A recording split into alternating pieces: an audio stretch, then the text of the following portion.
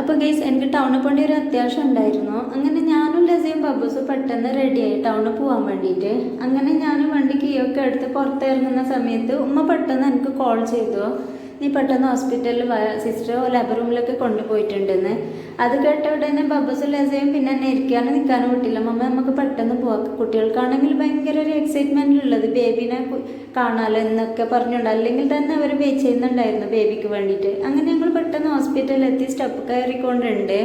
അങ്ങനെ പെട്ടെന്ന് ഓടിപ്പോയിട്ടാകുമ്പോൾ ലേബർ റൂമിന് പുറത്ത് ഇവരൊക്കെ വെച്ചിരുന്ന്.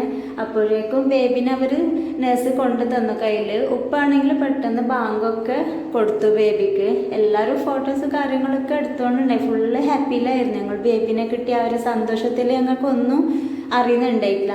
അങ്ങനെ പെട്ടെന്ന് ബേബിനെ ഞങ്ങൾ റൂമിൽ കൊണ്ടുപോയി കിടത്തി നെറ്റൊക്കെ ഇട്ട് കൊടുത്തു, കൊതുകൊന്നും കടിക്കാണ്ട് വിചാരിച്ചു. പിന്നെ ഞാനാണെങ്കിൽ ഈ ബേബിനെ കയ്യിലെടുത്ത് അവിടെ തന്നെ ഇരുന്നു ഒരുപാട്